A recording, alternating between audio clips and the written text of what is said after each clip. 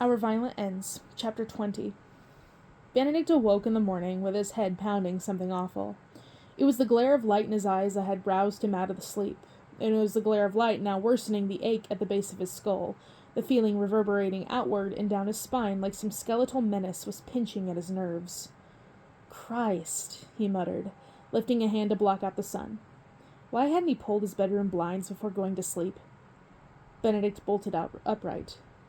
When had he even gone to sleep? The moment he started to move, his shoulders pulled with a sharp discomfort, and he glanced down to find a small pool of blood on his sheets, entirely dried by now, having seeped from the shallow wound. Benedict rolled his arms around gingerly, testing the extent of his injuries. He was stiff, but otherwise fully functioning, at his usual level anyway. The wound had closed on its own, and he had no clue how long he had been lying there, letting his body knit itself back together. Flabbergasted, Benedict pulled his legs to his chest, resting an arm on his knees and pressing the flat of his head into his forehead, trying to flush the headache back. He tried to visualize the last thing he could remember, and all he knew were bullets in the night, the raging inferno in the safe house in the background. He had been charging toward a Scarlet, pistol in his hand, and then nothing. He had no idea what happened next. He didn't even know where his gun had gotten to. How is that possible? He asked aloud. The house did not answer him. The house only stirred with his voice, shifting and exhaling in the way that all small spaces did every once in a while. Suddenly, so viciously that Benedict was almost bowled over, he caught the faintest whiff of a scent, of gunpowder and pepper and deep, musky smoke. Benedict shot to his feet. Marshall. The pain came to him all over again, like the first morning he had awoken and remembered that his apartment was empty, and Marshall's room was empty, and his body had been left to cool on the floor of an abandoned hospital. Benedict was losing it. He could smell him, as if he had been here, as if he were not gone.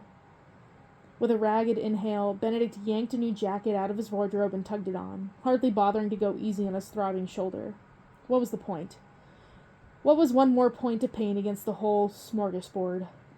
He was a damn walking collection point for grievances and grief. He closed all his doors in his apartment 3 times, then walked the short distance to the main Montagov residence, letting himself in. Before any of the white flowers in the living room could take notice of him, Benedict was slinking up the stairs, climbing to the 4th floor. Unprompted, he walked into Roma's bedroom, shutting the door after himself. Roma jumped, immediately whirling around on his desk chair. He had a cotton pad to his hand and a mirror on the other. There was a wound on his lip, running scarlet red.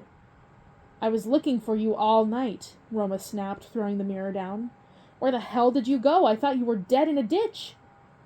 Benedict slept into Roma's bed. "I don't remember." "You don't—" Roma stood, then rested his hands on his knees, his voice pitching up 10 octaves. "Remember? I guess I hit my head and got myself home. You were there 1 second and nowhere the next. The fight hadn't even dispersed before you were gone. I almost got filleted because I kept looking around, searching." Benedict got to his feet, too, cutting his cousin off. "I didn't come here to argue with you." Roma threw his hands into the air. He was exerting so much energy that in one motion that his cheeks flushed with color. "I am hardly arguing with you." Silence. Roma's expression shifted from annoyed to thoughtful to grim within the span of seconds as the 2 Montagovs stared at each other, having a silent conversation with nothing but facial expressions. They'd grown up together. No matter how far they were pulled apart, the language of childhood was not one easily forgotten. "You can't keep working with Juliet," Benedict finally said, tearing right into the wound of the matter. "Not after this. Not after what they did to us." Roma turned away, placing his hands behind his back now. He was buying time. He only paced when he couldn't puzzle through his answers. "This whole thing was orchestrated," Roma said in lieu of an answer. "The blackmailer struck again. Had us think the Scarlets were responsible. Had the Scarlets think that we were—" "I know it was orchestrated. I'm the one who figured it out," Benedict cut in, seconds away from giving his cousin a hefty shake.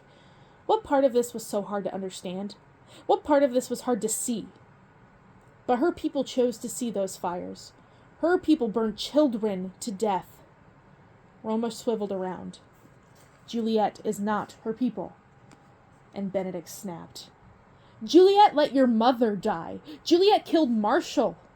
His voice crashed against the room with the same intensity of a cannon, landing with a complete devastation. Roma rocked like he had been physically hit, and Benedict, too, clutched his stomach, bearing the kickback of his words.